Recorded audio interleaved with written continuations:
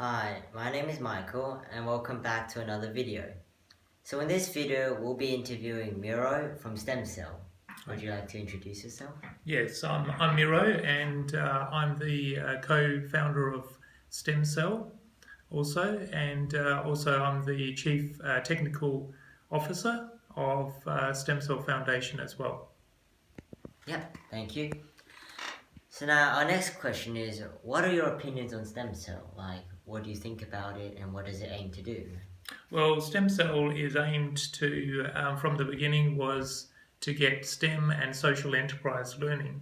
So we make sure that the STEM actually does include the engineering, not just science, technology and maths, but also the engineering. So we have an engineering kit, which we have, and also we make sure that they have the social enterprise. So we put the social enterprise first. The social enterprise is the project. So they actually have an aim. They have a project that they have to aim for, and they use the STEM as a tool, using the engineering steps to actually put the tool together. So we've done this for quite a few years, and in fact, we were probably the first ones that were using STEM in Adelaide. Even before it was widely known. Cool. And now, moving on to runlinc. What do you think about runlinc and what does that aim to do? Well, runlinc is a recent invention, and runlinc is actually very interesting because runlinc is designed to help young students to learn the technologies that are very current.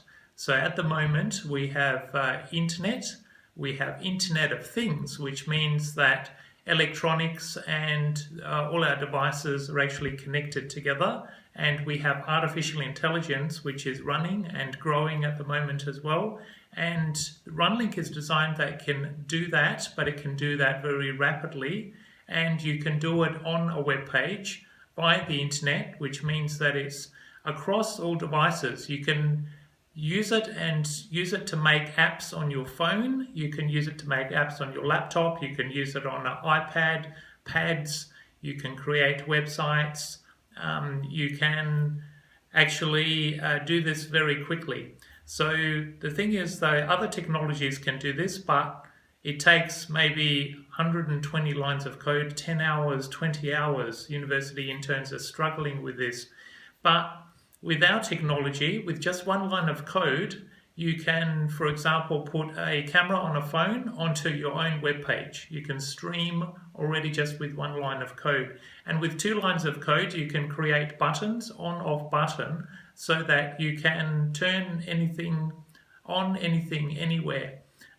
So the camera, like for example, a housewife might have a camera and use it to see whether the children are okay, and then create 2 buttons under the camera and actually scare off the robber, for example. So make them scared. So that's just one simple example, but it also enables people to be able to then use the social enterprise quickly, and especially young people. It's designed so they can start even in primary school, but to do things that university students and a lot of industry are actually still struggling with at the moment. So it's a very, very powerful tool.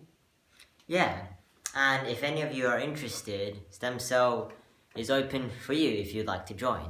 Now, last question for you is, what about AI? What do you think about AI that is developing in our world today? Well, the thing is that this runlinc that you're talking about also does connect to AI, because AI is mainly connected to Internet of Things, our devices, things like Google on the internet, Amazon, Apple. All those things are actually vying for different AIs at the moment. But the thing is, though, even though this exists, runlinc puts it in the hands of the users. If it's 10 to 1, it actually saves a lot of time. So it means that these AI skills, the skills of the future, are actually suddenly available. So an employer, do you think an employer would want to employ someone that takes 120 lines, or take someone that takes 2 lines of code to create buttons on a web page. Well, obviously, they would want the person with 2 lines, because 1, it saves time, and 2, it's a lot easier to use. Of course, but why would the employer want to save time? Because, in a way, time is kind of like money. Exactly. So it means that there's actually a value there that you can do the AI quickly. The employer can use them. It's the way of the future. So it actually their employability skills. So it means that suddenly people want to buy this runlinc to do the AI. Now your question was, what about the AI? Well, AI is very controversial. I found out today that AI has created, for example, documents, and there's been a debate as to whether these documents are copyrighted by the machine that actually did the AI. So they're talking about that. Also, there's debates. There's debates between 2 AI robots. I think you mentioned the AI robots. What were the names of the robots again? So one was Sophia and the other one was Hans. Okay, so I understand Sophia and Hans were having a debate as to who owns robots or something. Who owns AI robots? Yeah. So basically that's controversial as well. Like, will they be deciding for themselves? Is it going to be out of control?